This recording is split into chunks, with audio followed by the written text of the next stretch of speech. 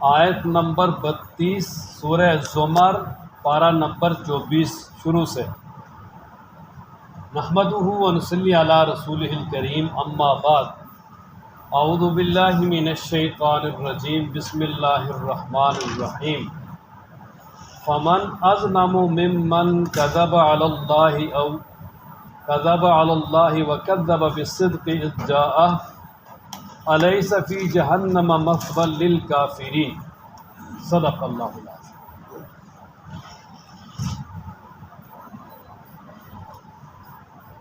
مشرکین مکہ، ان کے اندر دو چیزیں بڑی اہم پائی جاتی تھیں۔ ان میں سے ایک یہ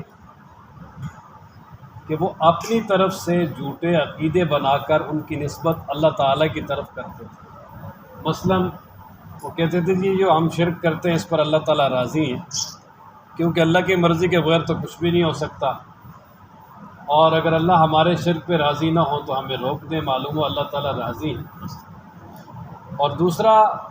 بہت سارے جانوروں کے گوشت کو اور اسی طرح ان کے دیگر جو استعمالات ہیں ان کو اپنے اوپر حرام قرار دیتے تھے، جس طرح بحیرہ، صائبہ، وسیلہ وغیرہ ان کے نام رکھے ہوئے تھے، اور ان کی نسبت بھی اللہ تعالیٰ کی طرف کرتے تھے کہ اللہ تعالیٰ نے ان کے حرام کرنے کا حکم دیا۔ اور اسی طرح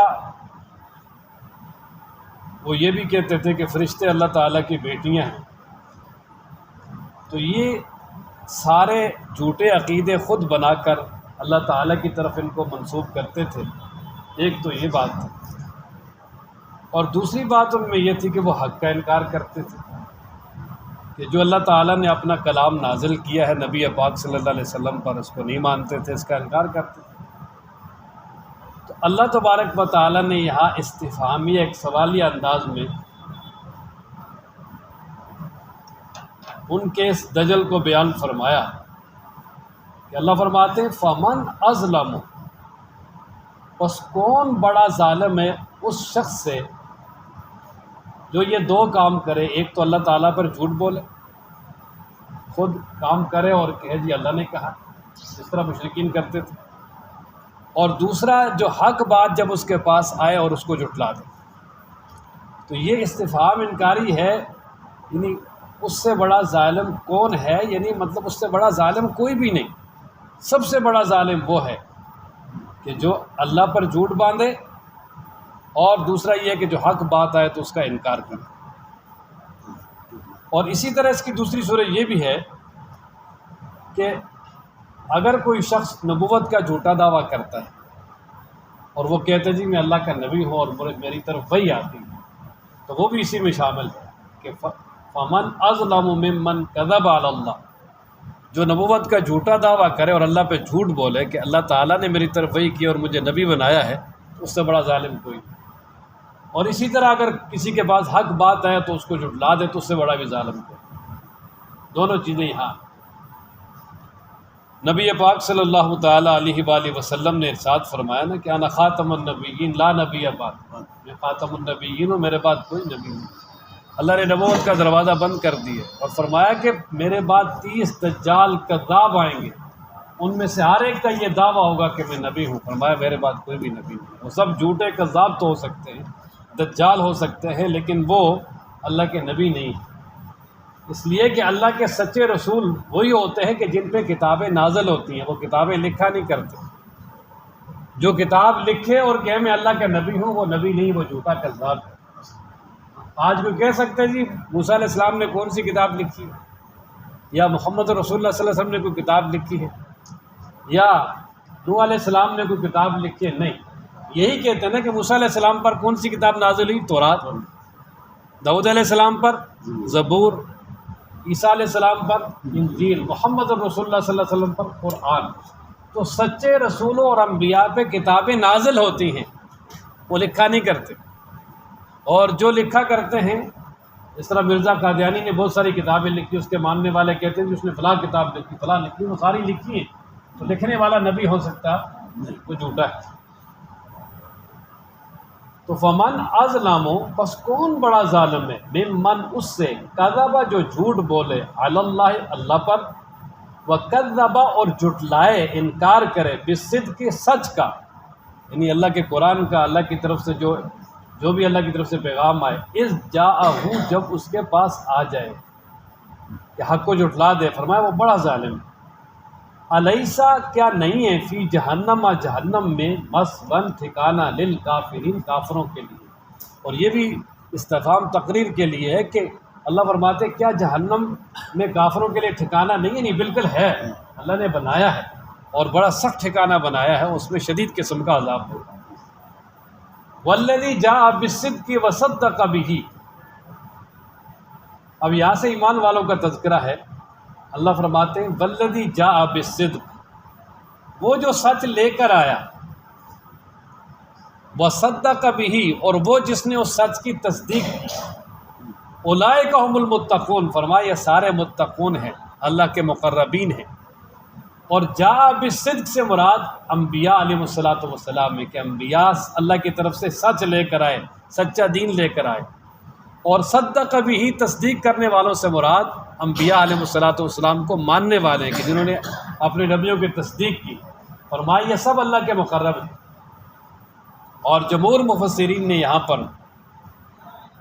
جاء بالصدق سے مراد نبی پاک صلی اللہ علیہ وسلم لیے ہیں، اور صدق بہ کا جو فرد اعظم اور فرد اول ہے وہ ابو بکر ہیں۔ وہ کیا ہیں جی؟ ساری امت ہے، ان کی سب امت ہے، لیکن جو سب سے پہلے فرد ہیں اور جو فرد اعظم ہے صدق بہ کے، کہ جس نے بغیر کسی دلیل مانگے، بغیر کسی حل و حجت کے، بغیر کسی بات کے تصدیق کی، وہ ابو بکر ہے۔ اس لیے فرمایا وصدق بہ سے مراد حضرت ابو بکر ہے، اور پھر ساری امت ہے اور سب صحابہ کرام۔ وجہ یہ کہ جب نبی پاک صلی اللہ علیہ وسلم نے اعلان نبوت فرمایا تو سب سے پہلے گھر کے سارے افراد ایمان لے آئے۔ ان میں سب سے پہلے ام المومنین حضرت سیدہ خدیجہ رضی اللہ تعالی عنہ، یہ وہ خوش قسمت خاتون ہیں کہ جب نبی پاک صلی اللہ علیہ وسلم پر پہلی وحی نازل ہوئی تو تسلی دینے والی یہ تھی۔ اور پھر حضرت علی رضی اللہ تعالی عنہ اور حضرت زید بن حارثہ، اور پھر جو نبی پاک صلی اللہ علیہ وسلم کی جو بیٹیاں ہیں اس وقت چاروں موجود تھیں، ان کا تذکرہ کوئی نہیں کرتا، کہتے جی وہ 4 آدمی اسلام لائے، حضرت ابو بکر لائے، حضرت خدیجہ رضی اللہ تعالیٰ عنہ لائی، حضرت علی رضی اللہ تعالیٰ لائے، حضرت زید بن حارثہ لائے، تو آپ علیہ السلام کی بیٹیوں کا کوئی تذکرہ نہیں کرتا، حالانکہ بیٹیاں بھی چاروں اولین اسلام لانے والوں میں سے چاروں، حضرت سیدہ زینب، سیدہ رقیہ، سیدہ ام کلثوم اور سیدہ فاطمہ رضی اللہ تعالیٰ عنہن اجمعین۔ اور اسی طرح حضرت خدیجہ رضی اللہ تعالیٰ عنہ کے چچزاد بھائی تھے حضرت ورقہ بن نوفل، سب سے پہلے ان کے پاس لے کے گئی تھی نا، وہ انجیل کے حافظ تھے اور بہت بڑے عالم تھے اہل کتاب کے، لیکن بالکل آخری عمر تھی ان کی، اور جب ان سے جا کے سارا واقعہ بیان کیا تو وہ فرمانے لگے کہ یہ وہی فرشتہ ہے جو عیسیٰ علیہ السلام اور موسیٰ علیہ السلام کے پاس آیا کرتا تھا، میں گواہی دیتا ہوں کہ آپ اللہ کے رسول ہیں۔ اور وہ کہنے لگے کاش کہ میں اس وقت زندہ ہوتا جب آپ کو مکہ سے نکالا جائے گا تو میں آپ کی مدد کرتا۔ آپ علیہ السلام نے فرمایا مجھے بھی نکالا جائے گا؟ فرمایا ہاں بالکل، جو بھی اللہ کے سچے نبی آئے ہیں ان کو ہجرت کرنی پڑی، انہوں نے بھی وہ بھی ایمان لائے لیکن چند دن میں ہی وفات پائے۔ تو صدق بہ میں ہاں، اور پھر گھر کے جو باہر کے افراد ہیں ان میں سب سے پہلے ابو بکر ایمان لائے، ان کی دوستی تھی نبی پاک صلی اللہ علیہ وسلم کے ساتھ، اور حضرت صلی اللہ علیہ وسلم کے ہر قول و فعل، ہر چیز سے واقف تھے۔ جب آپ علیہ السلام نے تذکرہ کیا کہ ابو بکر مجھے اللہ نے نبوت دی ہے تو سب سے پہلے جو ہے وہ تصدیق کی بغیر کسی بات، تو اس نے فرمایا والذی والذی اور وہ جاء جو آیا بالصدق سچائی کے ساتھ، ان جو سچ لے کر آیا، وصدق بہ اور وہ کہ جس نے اس کی تصدیق کی، اولئک وہ لوگ ہم ہیں المتقون پرہیزگار، لہم ان کے لیے ہے ما وہ یشاؤون جو چاہیں گے، عند ربہم ان کے رب کے ہاں، کہ اللہ تعالیٰ ہر خواہش پوری کریں گے جنت میں، اللہ تعالیٰ کوئی ان کی خواہش ادھوری نہیں چھوڑیں گے۔ دنیا میں ساری خواہشیں پوری نہیں ہو سکتی لیکن آخرت میں اللہ تعالیٰ ساری خواہشیں مومن کی پوری کریں گے۔ ذالک جزاء المحسنین، یہی بدلہ ہے نیکی کرنے والوں کا۔ اچھا، یہ جو اللہ تعالیٰ ان کو بدلہ دیں گے کیوں؟ لیکفر اللہ، تاکہ دور کرے اللہ تعالیٰ عنہم ان سے، اسوأ الذی وہ برائی، عاملو جو انہوں نے کی، کہ اگر زندگی میں انبیاء تو معصوم ہیں لیکن صدق بھی جو تصدیق کرنے والے ہیں، یعنی جو انبیاء کے امتی ہیں، وہ معصوم نہیں ہیں۔ اگر ان سے کوئی غلطی بھی ہو گئی ہے یا زمانہ جاہلیت میں کوئی غلطی ہوئی ہے تو اللہ تبارک و تعالیٰ اس کو دور کر دیں گے، اس کو ختم کر دیں گے، مٹا دیں گے، کیونکہ الاسلام یہدم ما کان قبل، اسلام جو ہے وہ اسلام لانے سے پہلے جتنے گناہ ہیں وہ سارے ختم کر دیتے، کچھ بھی نہیں رہتا۔ حضرت عمرو بن عاص رضی اللہ تعالیٰ عنہ فاتح مصر، حضرت صلی اللہ علیہ وسلم کے جو صحابی تھے، جو جرنیل تھے بڑے بڑے، جنہوں نے بڑے بڑے علاقے فتح کیے، ان میں سے یہ ایک تھے۔ تو نبی پاک صلی اللہ علیہ وسلم پر جب یہ ایمان لائے تو بیعت کے لیے ہاتھ بڑھایا تو ہاتھ پیچھے کر لیا۔ آپ علیہ السلام نے فرمایا عامر، کسی نے مجبور تو نہیں کیا، اپنی مرضی سے آیا ہو، پھر آگے ہاتھ بھی بڑھایا اور پھر پیچھے بھی کر رہے ہو، کیونکہ اللہ کے محبوب ایک شرط لگانا چاہتا ہوں۔ فرمایا کیا بولو؟ فرمانے لگے جو میرے زمانہ جاہلیت میں گناہ ہوئے ہیں، ظاہر ہے بہت زیادہ گناہ ہوئے ہیں اور میں اسلام کے خلاف لڑا بھی ہوں، تو کیا اللہ مجھے معاف کر دے گا؟ تو پھر آپ علیہ السلام نے ارشاد فرمایا کہ یہ بات یاد رکھو کہ الاسلام یہدم ما کان قبل، اسلام لانے سے جو پچھلے سارے گناہ ہوتے ختم ہو جاتے۔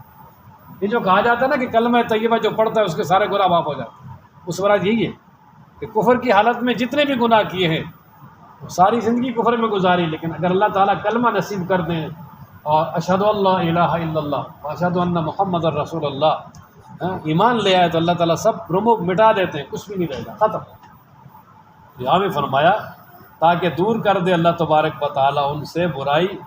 ان گناہوں کی جو انہوں نے کیے، وَيَجْزِيَهُمْ اور جزا دے ان کو یا دے ان کو بدلہ، اجرہم وَيَجْزِيَهُمْ اجرہم، اور دے اللہ تبارک و تعالیٰ ان کو ان کے یعنی اعمال کی بہترین جزا، بِأَحْسَنِ الَّذِي كَانُوا يَعْمَلُونَ، بہت اچھی جزا ان اعمال کی جو وہ کرتے تھے، وَيَجْزِيَهُمْ اور جزا دے ان کو، اجرہم ان کے اجر کی،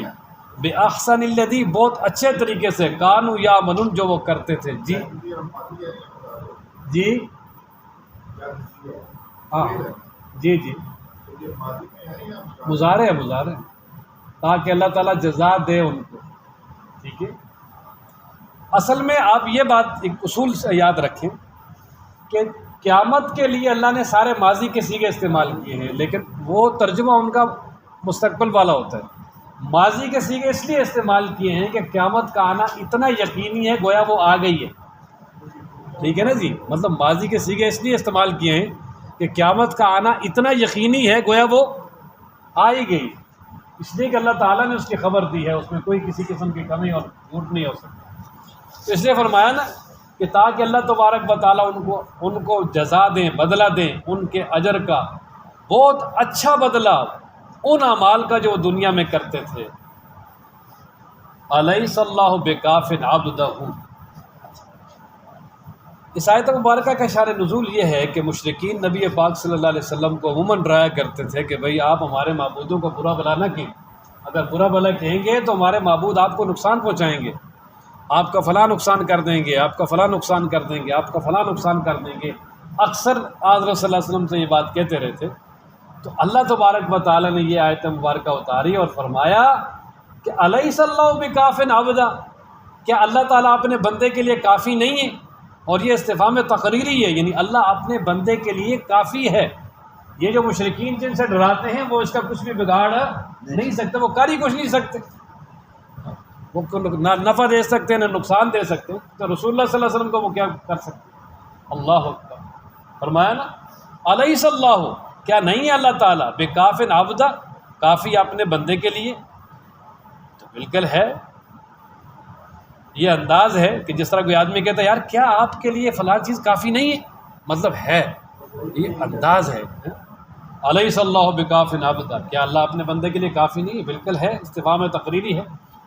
وَيُخَوِّفُونَكَ، اور آپ کو وہ ڈراتے ہیں، بِالَّذِينَ ان سے، من دونی جو اللہ کے علاوہ ہیں، جو اللہ کے علاوہ انہوں نے معبود بنا رکھے نا جی، ان سے آپ کو ڈراتے ہیں۔ اور فرمایا وَمَن يُضْلِلِ اللَّهُ، اور جس کو اللہ تعالیٰ گمراہ کر دے، فَمَا لَهُ مِنْ هَادٍ، نہیں ہے کوئی اس کے لیے ہدایت دینے والا۔ یہ ہادن اس میں فاعل کا صیغہ، اس میں ہادیون تھا، آخر میں یا ہو تو حالت رفع میں گر جاتی ہے، ختم ہو جاتی ہے، تو فَمَا لَهُ مِنْ هَادٍ، یہ حرف علت ہے نا، جو حرف علت 3 الف واو یا، یہ کلمے کے آخر میں ہو تو گرتے رہتے ہیں بہت ساری وجوہات کی بنا پر۔ اصل میں ہادیٌ تھا، اس میں فعل کا صیغہ ہے، تو فرمایا جس کو اللہ تعالیٰ گمراہ کر دے فما لہ من ہاد، کوئی بھی نہیں اس کے ہدایت دینے والا۔ اور کافروں کو اللہ نے گمراہ کیا ہے تو ظاہر ہے ان کو ہدایت کہاں سے آئے گی؟ لیکن فرمایا وَمَن یہد اللہ، جس کو اللہ ہدایت دے دے فما لہ من مضل، پھر اس کو گمراہ کرنے والا کوئی نہیں ہے، کوئی گمراہ نہیں کر سکتا۔ الیس اللہ، کیا نہیں اللہ تعالیٰ بعزیز غالب، جو چاہے کر سکتا ہے، ذی انتقام، انتقام لینے والا۔ کہ یہ جو مشرکین اللہ کے دین کے خلاف کام کرتے ہیں، اللہ کے رسول کو پریشان کرتے ہیں، تو کیا اللہ تعالیٰ ان سے انتقام نہیں لے گا؟ بالکل لے گا ضرور، لیکن وقت آئے گا تو پھر لے گا۔ اور اللہ تعالیٰ نے پھر جلد ہی جو ہے وہ دنیا میں ہی شروع کر دیا تھا بدر سے، اور پھر چند سالوں میں ان کی ساری سرداری ختم، کچھ بھی نہیں رہا، اور آخرت کا عذاب تو ہے ہی۔ وَلَئِن سَأَلْتَهُم مَّنْ خَلَقَ السَّمَاوَاتِ وَالْأَرْضَ، اس سورہ مبارکہ میں بہت سارے عقلی دلائل بیان کیے ہیں اللہ تعالیٰ نے توحید پر، تو یہ ان دلائل میں سے ایک یہ بھی ہے، اور اس دلیل کو یعنی مفسرین کی اصطلاح میں کہتے ہیں اعلیٰ سبیل اعتراف من الخصم، خصم کہتے ہیں مد مقابل کو، یعنی یہ ایسی دلیل ہے جس کو مد مقابل بھی مانتا ہے۔ مثلا مشرکین سے اگر سوال کیا جاتا تھی کہ یہ زمین و آسمان کس نے بنائے تو کیا کہتے تھے؟ اللہ نے، خود بولتے تھے اللہ نے بنائے۔ تو پھر اللہ تعالیٰ فرماتے ہیں کہ جب یہ اللہ نے بنائے ہیں تو پھر عبادت بھی صرف اللہ کی کرو نا، پھر اللہ تعالیٰ کے ساتھ کیوں کسی کو شریک کرتے ہو؟ اور پھر ساتھ ہی اللہ تبارک و تعالیٰ نے اپنے محبوب سے اعلان کروایا کہ میرے پیغمبر جب دلائل سے یہ بات واضح ہو گئی کہ سب کچھ کرنے والی ذات کس کی ہے جی؟ اللہ کی، تو ذرا ان سے پھر پوچھیں، ان سے یہ کہیں کہ ذرا یہ تو بتاؤ کہ جن کو تم پکار رہے ہو ابھی اللہ کو چھوڑ کر، جن کو تم نے معبود بنا رکھا ہے اور جن کی یہ تم نے مورتیاں بنا رکھی ہیں اور ان کو تم پوجتے ہو، اگر اللہ تبارک و تعالیٰ مجھے کوئی نقصان پہنچانا چاہیں تو کیا یہ مجھے بچا سکتے ہیں؟ یا اگر اللہ تعالیٰ مجھے کوئی رحمت دینا چاہیں، اپنے فضل سے کوئی نعمت اور انعام دینا چاہیں تو کیا یہ روک سکتے؟ بالکل نہیں روک سکتے۔ تو فرمایا جب یہ نفع نقصان کے مالک نہیں ہے اپنے لیے بھی اور نہ کسی کے لیے، اب یعنی اس میں یہ بتا دیا نا کہ تم مجھے ڈراتے تھے کہ ہمارے معبودوں کو نہ چھیڑو وغیرہ یہ آپ کو نقصان پہنچائیں گے، تو فرمایا پھر ٹھیک ہے، اگر اللہ تعالیٰ مجھے کوئی نقصان پہنچانا چاہتے ہیں تو یہ مجھے بچا سکتے ہیں، یا اللہ کو مجھے رحمت دینا چاہتے ہیں تو کیا یہ روک سکتے؟ تو نہیں روک سکتے، تو پھر ان سے ڈرنا کیا؟ اور پھر فرمایا کل حسبی اللہ، میرے پیغمبر اعلان کر دیں میرے لیے اللہ ہی کافی ہے، بس ہر معاملے کے لیے، میری بگڑی بنانے کے لیے، مشکلات کے لیے۔ اور پھر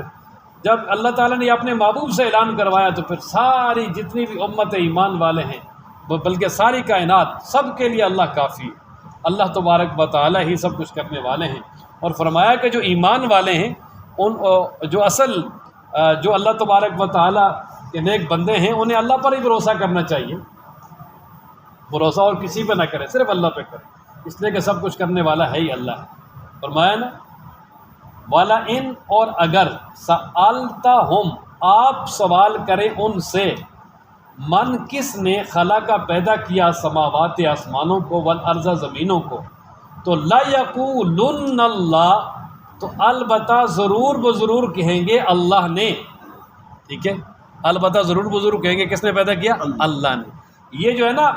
لا یہ بھی تاکید ہے، اور لنا جو نون تاکید ہے، دو تاکید لگا کر کے اس کا معنی ہوگا ضرور بضرور کہیں گے اللہ نے۔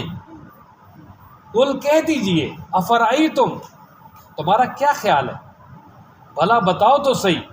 ما تدعون، جن کو تم پکارتے ہو، من دون اللہ، اللہ کے سوا، ان اگر ارادہ کرے نہیں میرے بارے میں، اللہ بضر، نقصان پہنچانے کا، حال ہننا، کیا یہ کاشفات، دور کرنے والے ہیں، ضر ہی، اس کی تکلیف کو، حال ہننا، کیا یہ ہیں کاشفات، دور کرنے والے، ضر ہی، اللہ تعالیٰ کی طرف سے آئی ہوئی تکلیف کو، تو نہیں کر سکتے۔ او ارادنی، یا اگر اللہ تعالیٰ ارادہ کرے میرے بارے میں، برحمت، رحمت کا، یعنی مجھے اپنی رحمت دینا چاہیں، تو حال ہننا، کیا ہیں یہ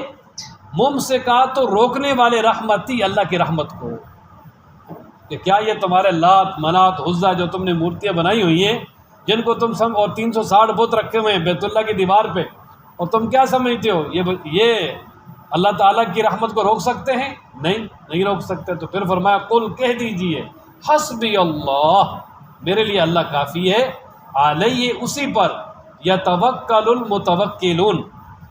بھروسہ کرنا چاہیے بھروسہ کرنے والوں کو۔ یہ المتوکلون اس میں فاعل ہے،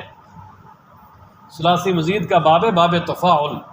تو یتوکل یہ فعل مضارع کا صیغہ ہے، تو معنی یہ ہوگا کہ علیہ اسی پر، یتوکل بھروسہ کریں، المتوکلون وہ جو بھروسہ کرنے والے ہیں۔ قل یا قوم اعملوا علی مکانتکم، اچھا یہ ایک اعلان ہے، مثلا جب بڑے دلائل کے ساتھ ان کو مسئلہ سمجھا دیا، نہ سمجھ آیا، تو جس طرح یہ دنیا میں بھی دستور ہے کہ اگر کوئی آدمی کسی کو بڑے پیار سے، محبت سے، اخلاص سے، مختلف یعنی دلائل سے اس کو سمجھائے، اگر وہ نہ سمجھے، بات نہ مانے، تو آخر میں پھر اس کو یہی کہتے ہیں اچھا یار جو کرنا ہے کر لیں، ہم جو کرنا ہے کریں گے، ٹھیک ہے دیکھ لیں گے کیا ہوتا ہے۔ تو یہ انداز کہ فرمایا کہ میرے پیغمبر یہ نہیں مان رہے نا، تو ان سے آپ کہہ دیں کہ اعملوا علی مکانتکم، اپنی جگہ پہ جو تم کام کر رہے ہو کرو۔ مثلا اللہ کے آیتوں کے ساتھ مذاق کرنا، اللہ تعالیٰ کے ساتھ شرک کرنا، ایمان والوں کو تکلیف پہنچانا اور اسلام سے روکنا، اور اسی طرح اسلام اور مسلمانوں کے خلاف طرح طرح کے منصوبے بناتے رہو۔ اور فرمایا انی عامل، میں بھی کرنے والا ہوں، یعنی جو میرا کام ہے میں کروں گا، میں تبلیغ بھی کر رہا ہوں، میں اللہ کی عبادت بھی کر رہا ہوں، میں لوگوں کو اللہ کی طرف بلا رہا ہوں،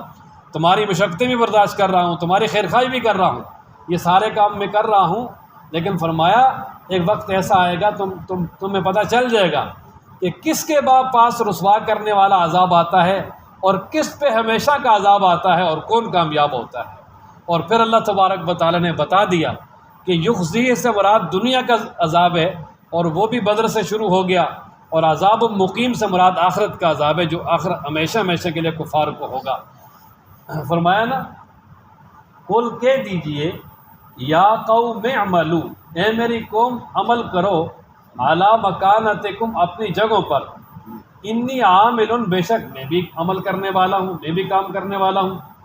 فسوف پس ان قریب تعلمون تم جان لو گے، میں کون ہے وہ شخص، یاتی ہے جس کے پاس آئے گا، عذاب ہوئی وہ عذاب، یخزی ہے جو اس کو رسوا کر دے گا، وَيَحِلُّ عَلَيْهِ اور کون ہے وہ کہ جس پر اترے گا عذاب مقیم، ہمیشہ رہنے والا عذاب ہو، مقیم اقامت، ٹھہرنے والا جو کبھی ختم نہیں ہوگا، اور اس سے مراد آخرت کا عذاب۔ اِنَّا أَنزَلْنَا عَلَيْكَ الْكِتَابَ، اللہ تبارک و تعالیٰ یہاں فرماتے ہیں کہ میرے پیغمبر ہم نے آپ پہ ایک کتاب نازل کی ہے، قرآن، لوگوں کے لیے، تاکہ آپ اس کے ساتھ لوگوں کو جو ہے وہ دین کی طرف بلائیں، ہدایت کی طرف بلائیں۔ اور یہ کتاب ہے بھی بالکل برحق ہے، مکمل طور پہ جو ہے نا اس میں اللہ تعالیٰ نے جو کچھ بیان کیا وہ سچ ہے، اس میں کوئی جھوٹ، کوئی جو ہے نا وہ کمی نہیں ہے۔ اور اب فرمایا کہ آپ اللہ کی طرف بلائیں، جو ایمان لے آئے گا ہدایت پہ آ جائے گا، اس کا فائدہ بھی اسی کو ہوگا، اور جو ایمان نہیں لائے گا گمراہ ہوگا، اس کا نقصان بھی اسی کو ہوگا۔ اور فرمایا کہ آپ ان کے لیے راہبر ہیں، مبلغ ہیں، داعی ہیں، ان کو اللہ کی طرف بلانے والے ہیں، آپ ان پر دروغہ اور وکیل اور کارساز نہیں ہے کہ آپ ان کو زبردستی ایمان کی طرف لائیں۔ اس لیے حق کو واضح طور پہ بیان کر دیں، اگر یہ ایمان لے آتے ہیں تو ٹھیک ہے، نہیں ایمان لاتے تو آپ نے اپنا کام کر دیا، آپ بری ہیں، اب جو معاملہ ہوگا وہ انہی کے ساتھ ہوگا۔ فرمایا نا انا بے شک انزلنا ہم نے اتارا، علیک آپ پر، الکتاب کتاب، للناس لوگوں کے لیے، بالحق حق کے ساتھ، کہ لوگوں کی ہدایت کے لیے کتاب آئی ہے حق کے ساتھ۔ فمن اہتدی پس جو آدمی ہدایت حاصل کرے گا، فلنفسہ پس وہ اپنے لیے ہدایت حاصل کرے گا، ومن ضل اور جو گمراہ ہو جائے گا، فانما پس بے شک یضل وہ گمراہ ہوگا، علیہ اپنے اوپر ہی، یعنی اپنے نفس پر، یعنی اپنے آپ کو گمراہ کرے گا، وما اور نہیں ہے انت آپ، علیہم ان پر، بے وکیل یعنی داروغہ، کارساز، اور یہ آپ یوں سمجھ لیں کہ ان کو زبردستی ایمان کی طرف لانے والے، تھانے دار، جس طرح کوئی کہتا ہے نا جو زبردستی کسی کو بلائے، فرمایا وہ نہیں ہے، آپ کو اس کی ضرورت ہی نہیں ہے، بس آپ نے تبلیغ کر دی، ایمان لاتے تو ٹھیک ہے، نہیں لاتے تو خود گمراہ ہوں گے، تباہ ہوں گے۔ اللہ تعالی ہم سب کو قرآن پڑھنے، سمجھنے، عمل کرنے کی توفیق عطا فرمائے۔